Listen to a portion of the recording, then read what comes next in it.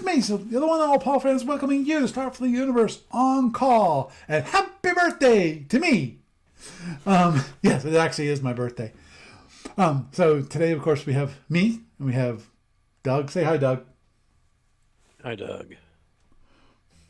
Are you okay? Sound a little. I've been sick all week. Okay. Monday to Tuesday seemed like an entire week. Tuesday to Wednesday seemed like an entire week. Yesterday to today seemed like about half a week. So Well, sounds I'm like feeling a little better. it. But oh my goodness, it's just been the gamut of like sleep depth stuff and sickness and all. Hold on, and I'll try not to cough and hack and wheeze the whole time. Okay. Well, But there's that. By the way, happy birthday to you.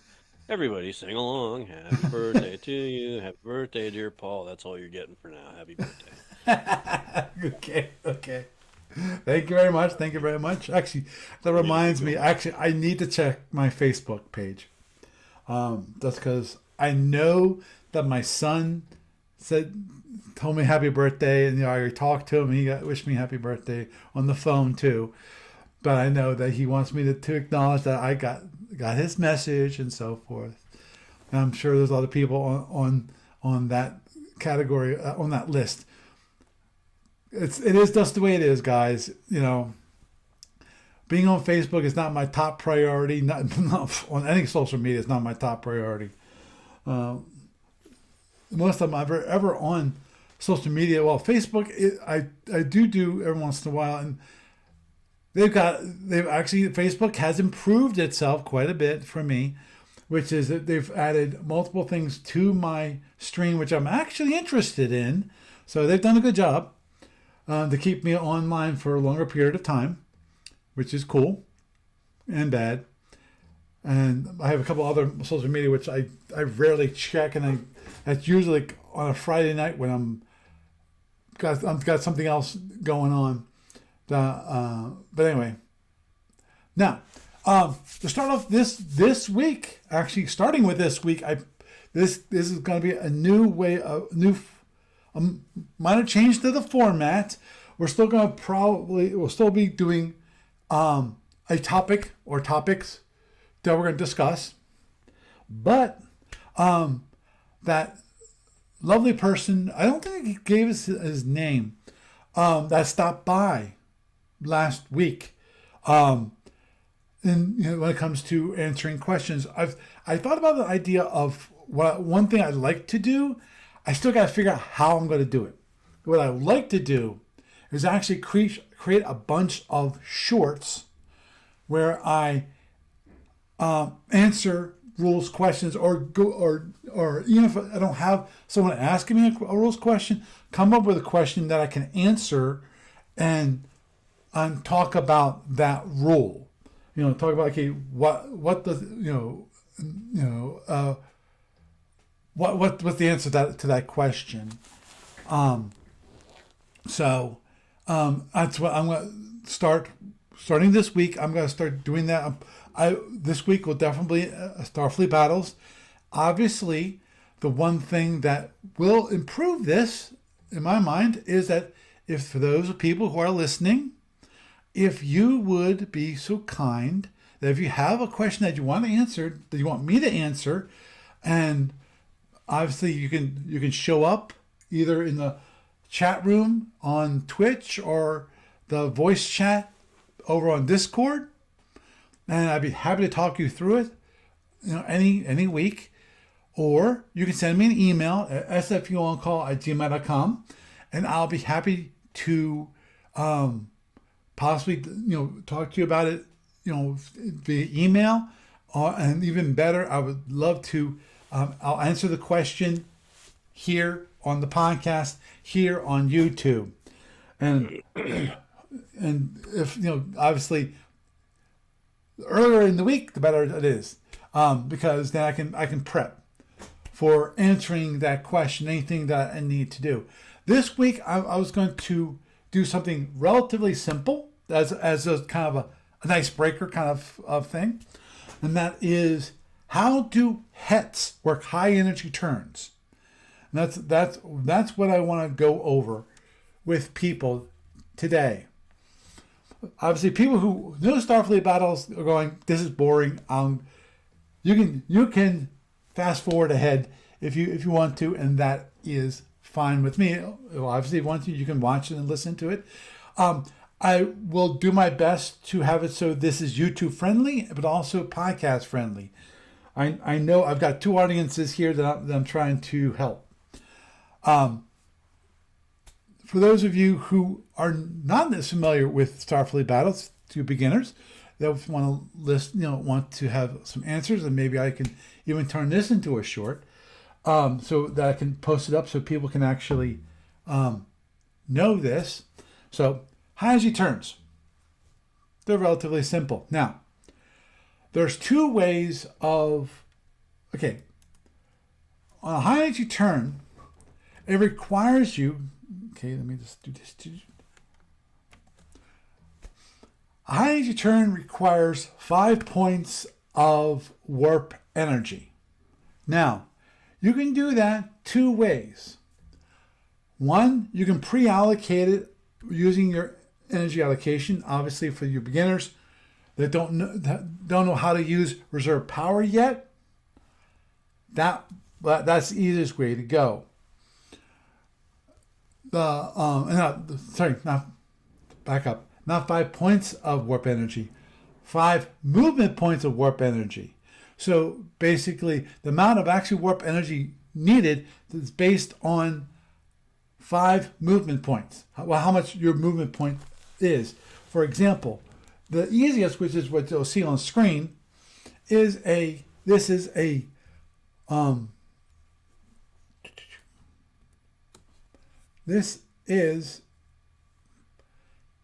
Federation CA, is what it is. The Federation CA, I'll bring up the SSD real fast here. If you'll see, they have 30 warp. So what that normally means is that it's 1 point. It takes 1 point of warp power to move a speed of 1. So if you want to move speed 10, it costs you 10 points of energy. You want, in the case of a HET, that would cost 5 points of energy.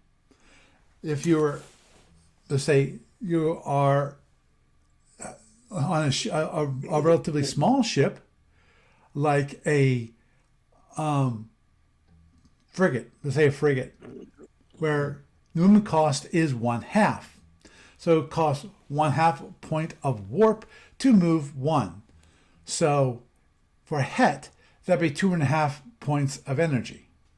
So you can either pre-allocate that in your energy allocation, or you can use reserve warp power if you know how to do that. Obviously, for beginners, as I said, that is a little more of a little advanced topic when it comes to reserve power. That is definitely one topic I will definitely like to answer when it comes to how does reserve power work. I'll be happy if I don't have a question for next week. I will go forward next week with talking about reserve power, because I think that's a really interesting topic. It's definitely a topic that, if you're going to play Starfleet battles, you really need to know how to use it. So, now, of course, the question comes in, why do you want to do a high energy turn? Well, the reason why you want to do a high energy turn is twofold. Either you want to possibly change the orientation of your ship so that it will protect a down shield. Because in this case of this cruiser here, if let's say that you had another ship right over here on Hex 2207, currently the cruiser is in 1909. If at 2207, the ship, let's say Klingon D7, fires at your ship, the Federation CA, and puts it down shield. Now, any other if the Klingon fires again at you, you have it down shield, and it's going to give you more internals.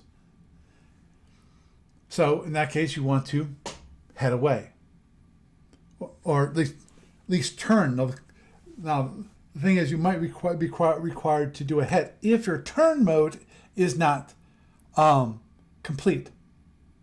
So in the case of this ship, if you're moving like this, say speed 12, I'm pretty sure that speed 12, actually, do I have it here? Yeah, speed 12 has a turn mode of D. At speed 12, it means you have to go 3 hexes forward. So if you've only gone 2, the only way you're going to be able to change your facing is by a high energy turn. So that's another reason you do a high energy turn. Or if you have, say in this case, this ship, again in 1909, and there's a ship right directly behind you, but your fully overloaded photons are facing forward. Well, you can't fire at them, so you decide, okay, I'm going to turn around and I'm going to face him, and I'm going to fire my fully overloaded photons and destroy him. Well, hopefully. Those dice can be very finicky creature, can they not? What was that, Doug? Can I interject a little bit? Sure. Yeah, the high energy turn, for those of you new to the Starfleet battle stuff, it's basically, it allows you to move outside of your normal move cycle. So for instance, if you're not plotted to move, or you haven't reached the point where you've used up all your movement points for your turn mode, and you're allowed to move again, it allows you to turn.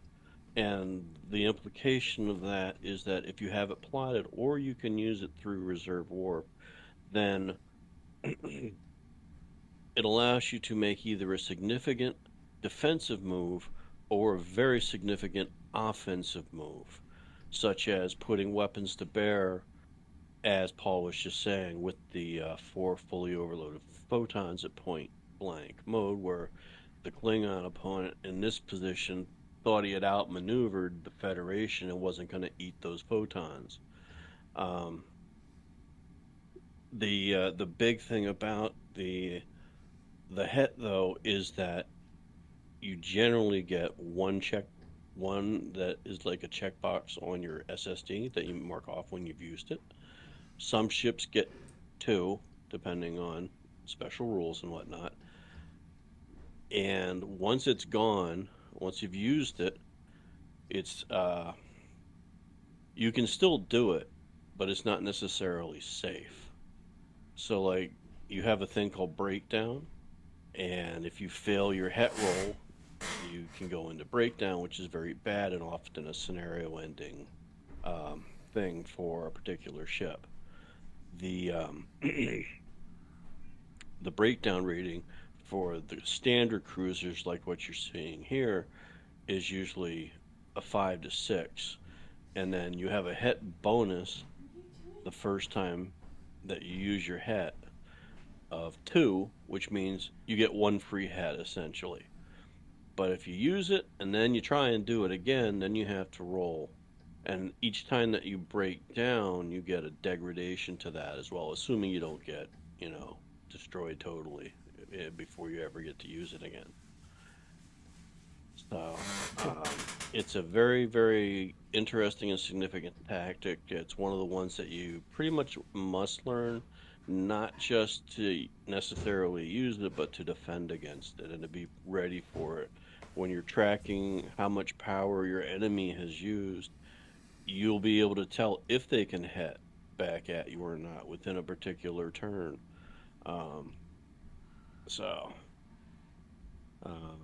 That was all I had for the moment there. Okay. Go on. Okay. So, as was mentioned, there's multiple reasons why you'd actually want to do a high energy turn. Now, when you obviously, as Doug just pointed out, you can do high energy turns when you are not plotted to move. But here's the thing: just like since you are moving, you have that certain speed, you still move in the same order. The order of precedence still occurs. So if you're moving speed 15 and your opponent is moving speed 20, you have to, and let's say in your case, you're not moving that impulse. You're not plotted to move that impulse.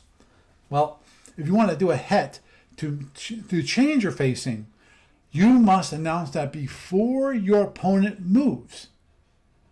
So, so that's one of those things. They're still within that order of precedence when it comes to when you do your high energy turn.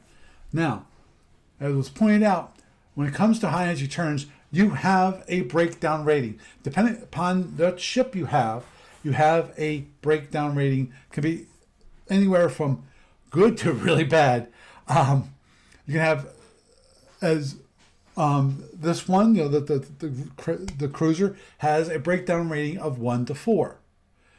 That means that if you do a die roll, you do a high energy turn, you're taking a chance that if you roll a 5 or 6, because you're going to be rolling a die roll of 1 to 4 is success. If you roll a 5 or 6, you break down. There's some bad things that can occur when you break down from a high energy turn. Now, as pointed out by Doug, you have what's called a HET bonus. A HET bonus, you get 1 per ship. But there's some that get 2. Usually those are ships that are classified as nimble, like the Orions.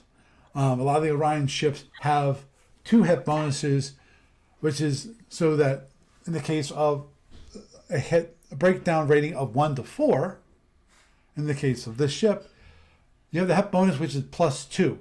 So that means you have to roll a die roll of 1 to 6 on the first time you try to do a HET. And of course, 1 to 6, a die only goes from 1 to 6, so it's an automatic HET. There is no possibility of breakdown in that case. There's no other changes for that, but I'm not going to go through some of the idiosyncrasies of HET bonuses when it comes to a case of if you are attracting somebody, someone attract you, one of those two, that you actually kind of lose your HET bonus kind of thing. If you're tractoring it. Okay, you're tractoring a ship, and you HET. It does not affect if you're being tractored. Okay. So, in that case, you have a -2 to your die roll. So your HET bonus goes kind of quote unquote goes away. It'd be used for not. That'd be bad. So the process is, okay, you announce you're going to do a high energy turn. Then if you don't have a HET bonus and you have a breakdown rating of less than 1 to 6, as in like 1 to 4, let's say this beautiful cruiser here, and let's say the cruiser's already used his first HET bonus, the only HET bonus he has. So he's going to do a HET. He has to roll a die. Rolls the die.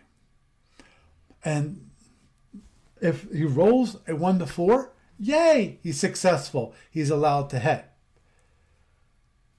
If, perchance, you don't succeed, he rolls a 5 or 6. Then bad things happen. And let me just bring those up really quickly. Here's the first use adjustments as pointed out for breakdown. You subtract 2 from the die roll. Now, effects of a breakdown. Okay, this is the ship immediately. Okay, this is when you do the die roll. If you don't succeed, that's a breakdown. Now, if you break down your ship immediately stops. If you're going faster than speed 0, you're now 0. Now you have to roll an additional die. This is one which actually is interesting. And that is, you roll the die, and then you see okay, yeah. Actually, let me look at this real quick because I'm pretty sure. Okay, in the event of a breakdown, yeah. Okay, I knew this. That's what I thought. Okay, when you roll the die, you have to check to see did you tumble.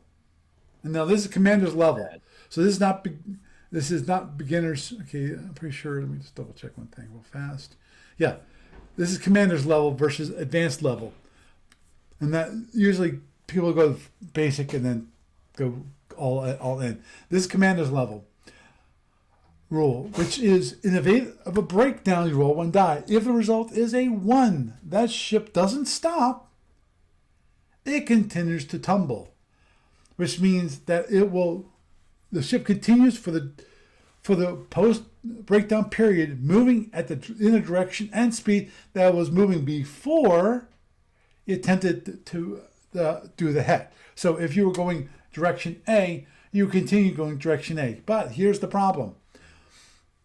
As pointed out in C6.5511, every impulse the remainder of the post-breakdown period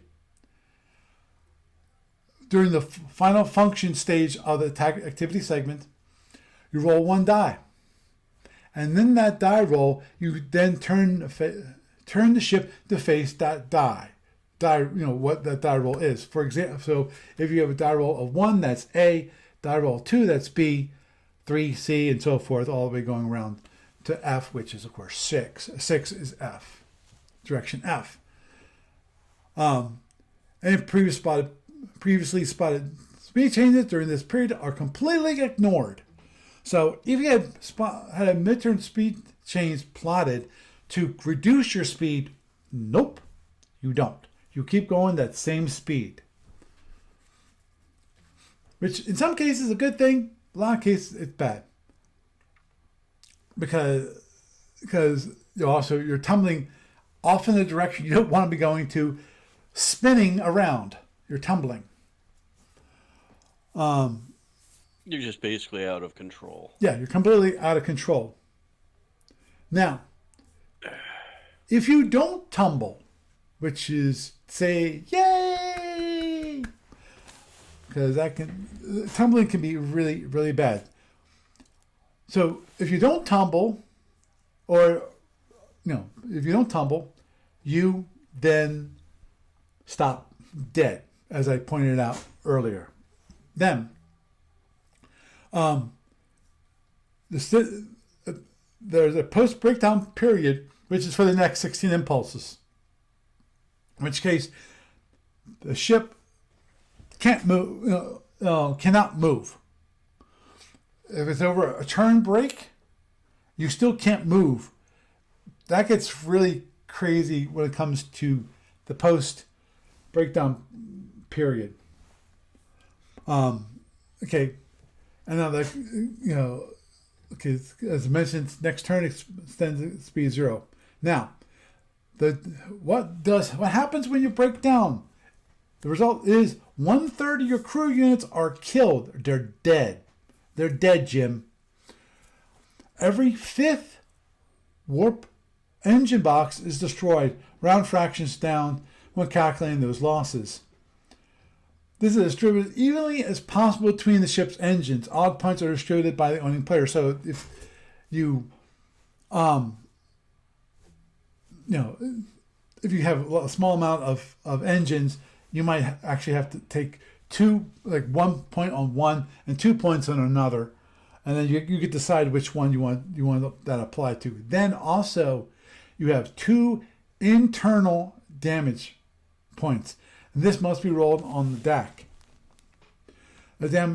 So you have, and note, of course, phaser direction does not apply because it's not from a weapon. The breakdown rating also is reduced by 1. For example, 4.6 becomes a 3.6. And possibly 2.6, becomes a 1.6 and so forth. It gets worse and worse and worse. Things like, of course, SAS field generators and expanding field generators, those also are lost if there's breakdown. All tractor beams generated by the ship suffering the breakdown are released. Yeah.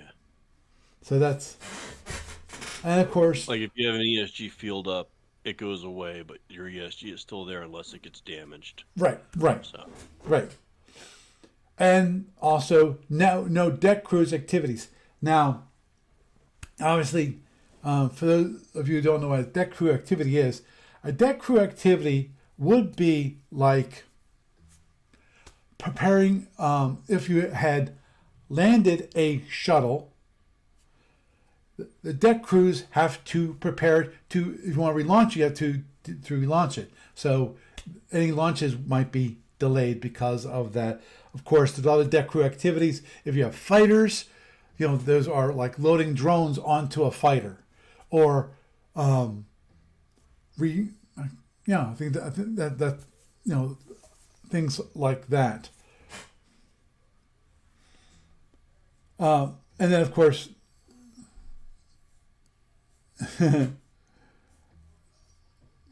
so breaking down is a nasty little thing to happen. But the break, when it comes to the HET itself, is a very useful and very important tactical tool for anyone that plays Starfleet Battles needs to know and needs to know how to employ.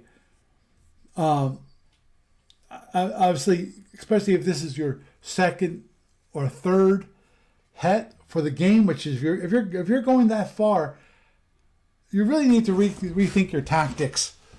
If you need that happens, obviously sometimes that happens because either your ship is, I'd say, outgunned, but I wouldn't. But that's not really the case. Not outgunned. It's more of is outmaneuvered, and it's your only possibility to recover from it.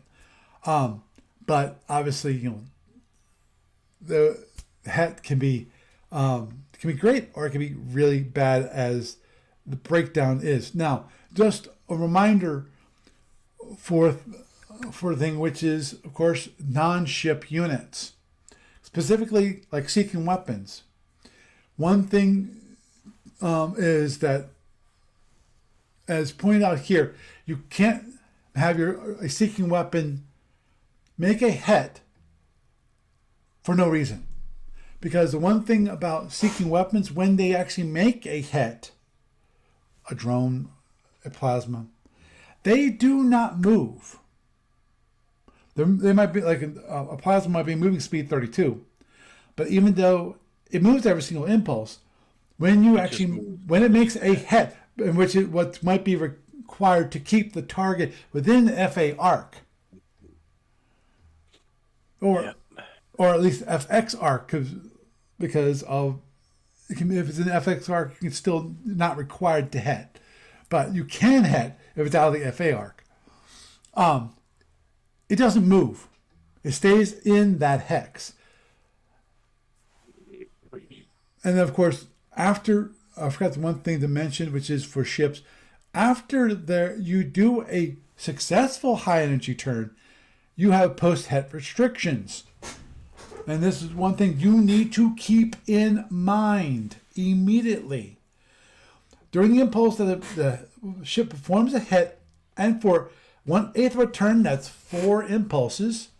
Thereafter, the ship cannot 1. Dock with another unit, 2. Be docked by another unit, launch or recover PFs, launch or land shuttles. That includes those that are seeking course, i.e. like seeking suicide shuttles. It can't launch fighters. It can't launch fighters. Launch regular shuttles. It can't land them. It can't lay mines from a bay or rack. And for the Andromedans, they can't launch or recover satellite ships. So this is There's a bunch of reasons not to. yeah, yeah. So that's one thing you need to keep in mind, that If you think back to your classic Star Trek episode where they do their HET in the ship, and everybody leans off to the side or whatever, that's sort of what's happening in that time frame. That's why they can't do anything extra. yep, It affects a whole bunch of different individual actions within a ship. So, yep. yeah, your deck crews are hanging on for dear life. You know, your repair crews are hosed. You know what I'm saying. Yeah, exactly. Obviously, a reminder, which is that is high energy turns cannot be done on impulse one, just like everything else, where ships normally can't move on impulse one, period. And that includes With high energy turns. rare exception. There are very rare exceptions, but yes. Yeah. This is a weird one, which I here, which is it to me it's crazy that they had to put this rule in here, which is 180-degree limit. No HET can exceed 180 degrees. This seems to be a meaningless rule, but is required to prevent a technical loophole in seeking weapon rules. So CG 755.55, which you can understand that why you want to actually have it greater than 180 degrees, because you might actually have it in, like, let's say you want to actually do a 270-degree turn, so it's FA arc, but you want to do a greater than 100. It's crazy. So they put it in there.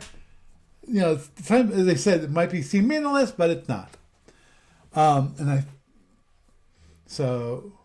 obviously it's not there for you to do donuts with. It's there for you to change the bearing of your unit. Right. So like if you're in a ship, there's no point in you doing the HET to end up pointed back in the same direction that you were. They want you to either end up on any other hex, which would be like less than 180 technically, or 180. So, but at 360, it's just too much. Wow. I'm sure somebody could get all pedantic and say, "Oh, but you should be able to do that." And the question is, good, but why? Defeats the purpose of doing the thing. Yep. Agreed. And also, here's a crazy one, which I wanted to look up just to make sure that there wasn't anything when it comes to it, but you can actually lose a high energy turn in combination with a tactical maneuver. At the moment, I can't imagine why you'd want to do that. I can tell you. Okay, by all means, please, Doc. You do your HET. I put my 4 photons straight into your ship at point blank range. And you say, "Oh, I don't like that very much." And you do a HET because you have the better turn mode. And you get out of that. And I then go, "Oh, well, I've got my other attack move here." And I go 1 hex and you're back in my thing. They're also considered separate movements. Oh, I never considered separate movement.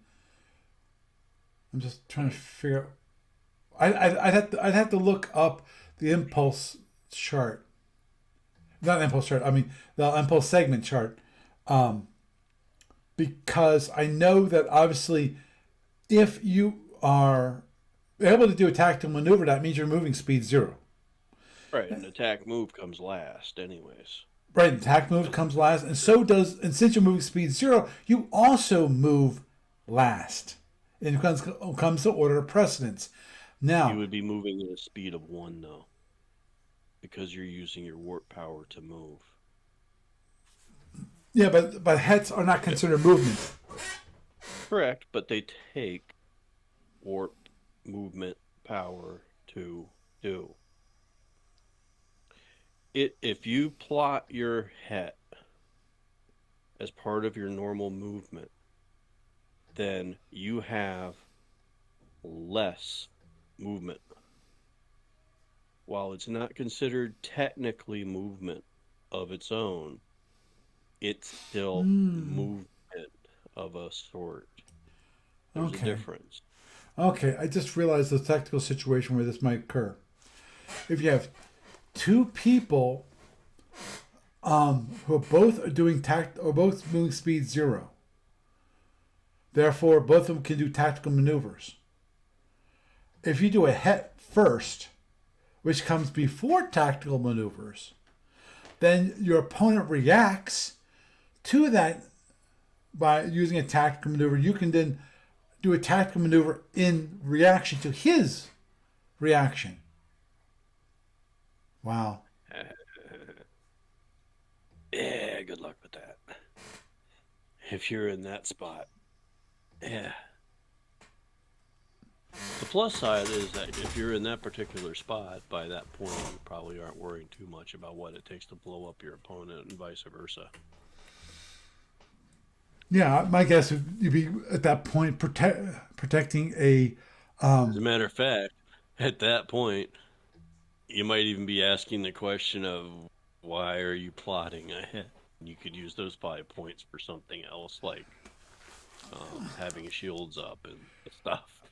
Well, in It's all it's all circumstantial. right, And yeah, we could because call it if you're not facing your opponent at that time that you're both moving speed 0, yeah. So let's say that was there a particular thing we were addressing with the hats tonight?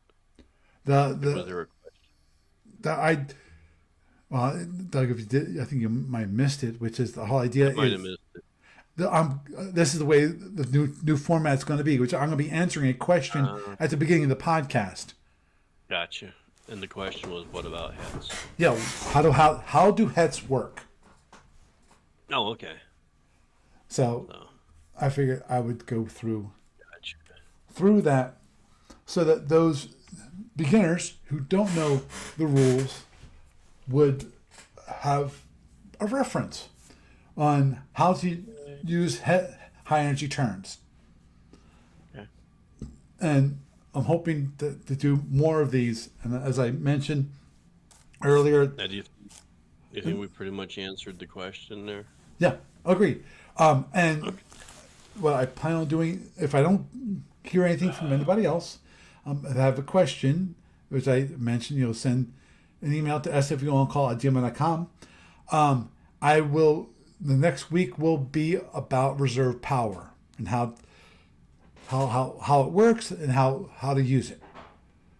What you have to do. What is the steps in doing that? I'm not going to start that now because otherwise, all this is going to be is the podcast this week of answering questions about Starfleet battles, and obviously, what I'm hoping is that we will not just focus on Starfleet battles, but we'll Federation Commander or possibly Starfleet Warlord.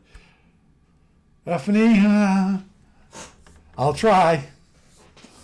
Actually, if I get an F&E question from somebody, I will try to engage, like Chuck or Tony, You about. could ask me. I trust them more because they've played more, I think. Oh, yeah, it depends on what the question is.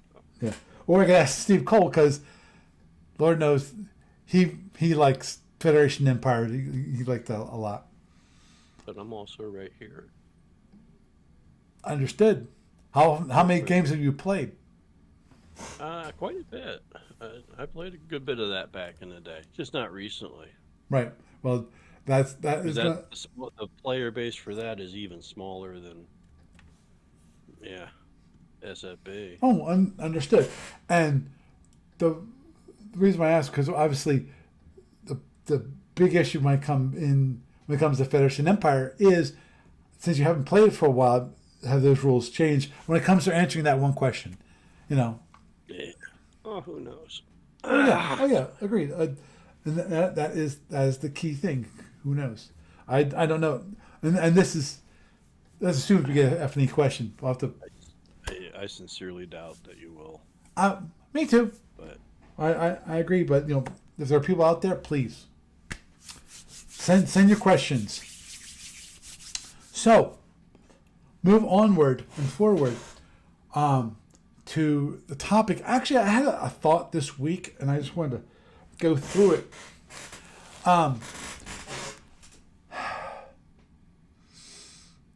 Because of I have knowing the architecture of the client. I had a crazy idea, and the thing is, I'm not sure if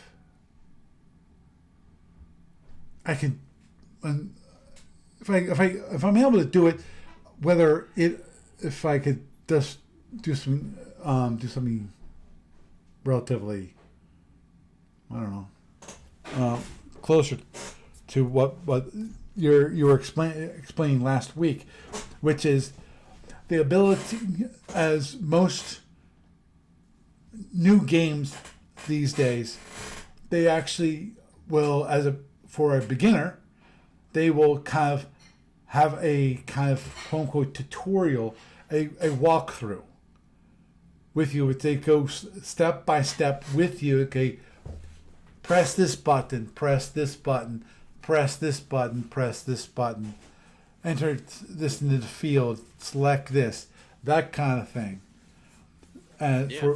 for steps going forward. I'm not sure if I'm, given the architecture of the client, whether I'm actually able to do that. Okay. But the one thought I had, and I'm not sure how well this would work, which is that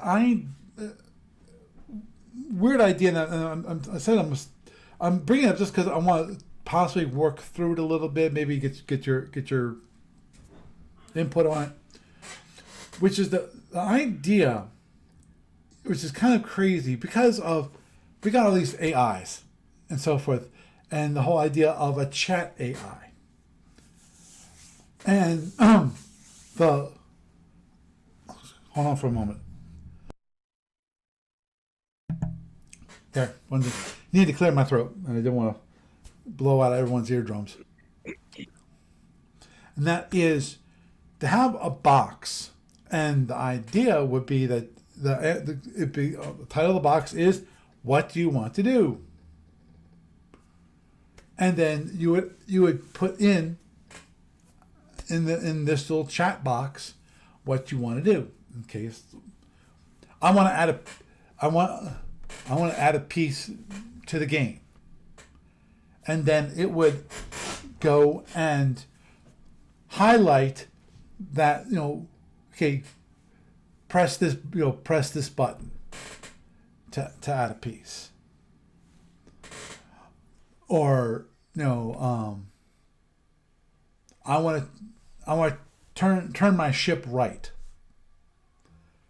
and then either bring up a I don't know, maybe a quick little video that would show you how to do it, or just have it so that it actually did it itself. Things like that, and that would basically act as a helper for people Like a tooltip. Like a tooltip. to a certain degree. The tooltip is more passive in that you hover over certain items and it tells you what the item does. This is more of asking you, okay, what do you want to do, and then possibly helping you to perform that action. either by explaining how to do the action or doing the action for you. Mm. You know, as I said, it's kind of a crazy idea because of I still want to do some more tutorials, especially the ones that one I want to do is for the cadet training manual. Possibly even maybe do one for first missions. For those you who don't know what first missions is, first missions is basically a beginner's rule book, free from ADB, which explains Federation Commander. And the idea there would be that maybe go through first missions, though first missions is less of the cadet training manual. The wonderful part of the cadet training manual is that it is a manual which is trying to teach you how to play Starfleet battles. And the great thing about having a tutorial using the client to show you how how to learn how to play Starfleet battles, it'd be at the same time as I'm trying to teach you how you have a tutorial on the cadet training manual. It would also teach you how to use the client at the same time. So I think that is be really cool. I think that'd be great because it fulfilled kill two birds with one stone.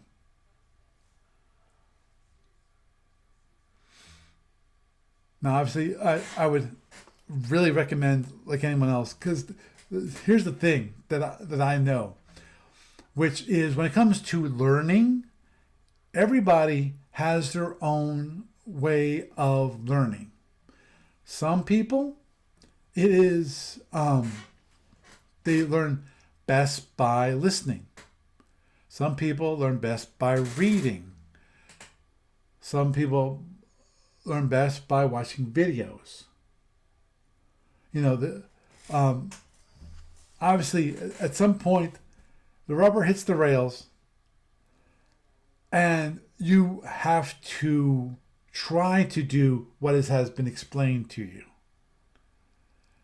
And that's when having an additional person who knows things and you can ask them questions, that's always when that person is really, really helpful. Having another person who knows the rules and knows the game system.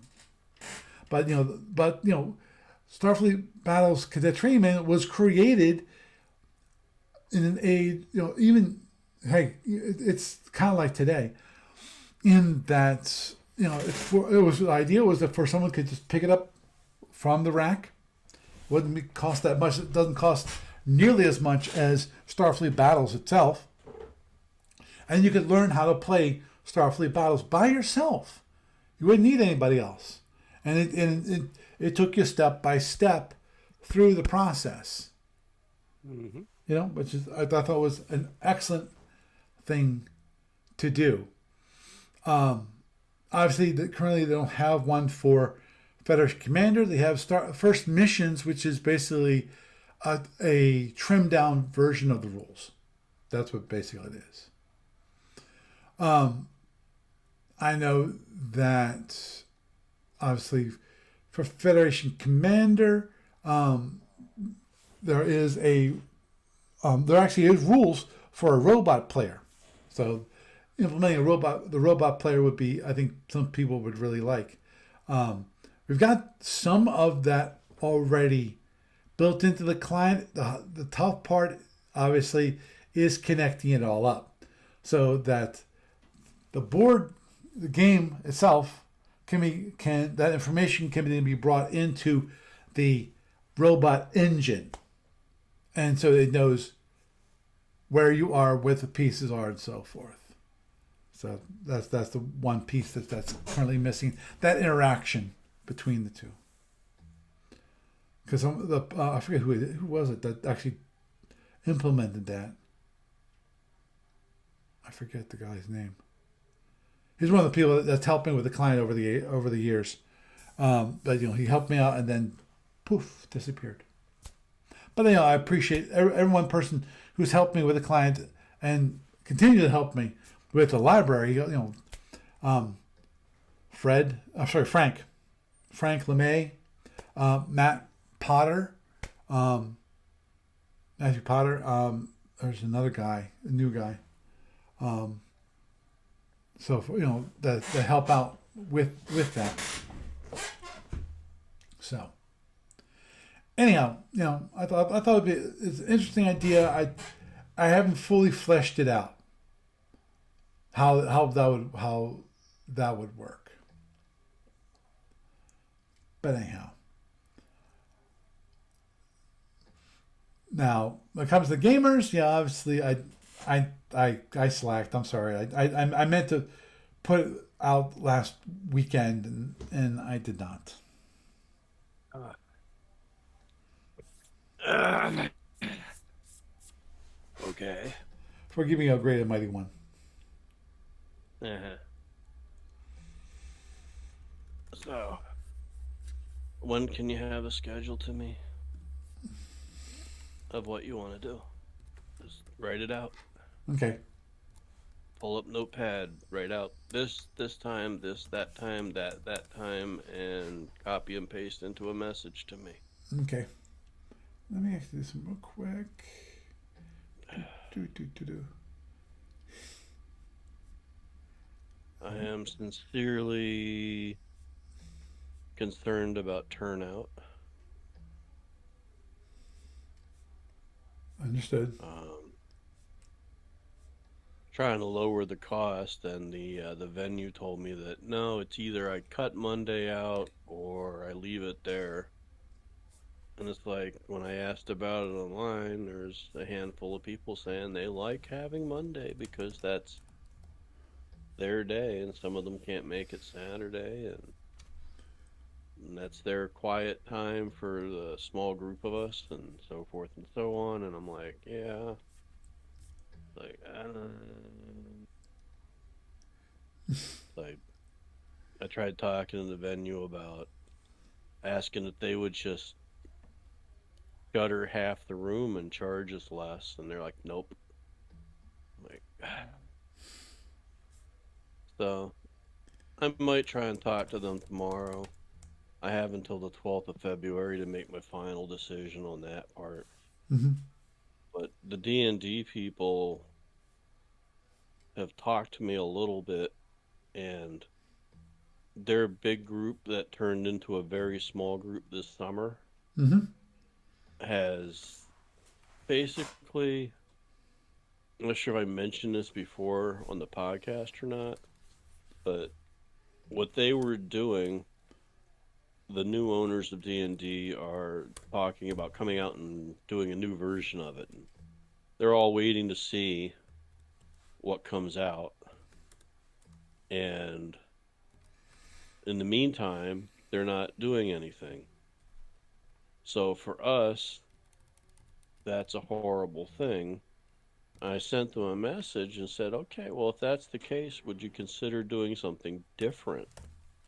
Like run an old school D&D, dungeon crawl, or run a bunch of, you know, old old school tournament modules, you know, like it may be super nostalgic, but there might be a lot of the younger generation that never played like Against the Giants or that series and never played in tournament mode or that never played in the old fashioned sense of, hey, here's all the random generation stuff.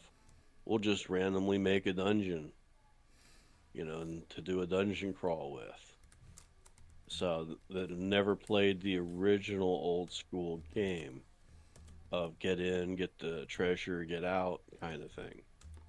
And haven't heard back from them. But, I asked them, I'm waiting to see what they have to say. If they're willing to, like, throw up something different on their schedule. and say, here's what we'll do, so I can go out and say to like all these other threads, hey, look, here's these guys, they're going to be running this thing at our event this weekend. Feel free to come out for it. Here's the times. But it's like, if I had known what they were telling me like a month ago, I might have renegotiated our contract or or moved us into maybe a different room altogether. Because I also asked about like just getting a smaller room for Monday in the same building, and they're like, no, they won't do that. So, I'm not going to cancel the event, and I'm leaning a lot towards eating the Monday cost, but I don't want to do that because of being frickin' homeless right now. You know, that hurts. That hurts more, but on the other hand, I value the people that are saying that they like the Monday part and they're going to be there on Monday.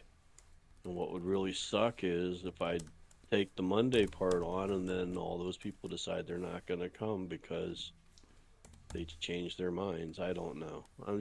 I'm in a dilemma about that. So,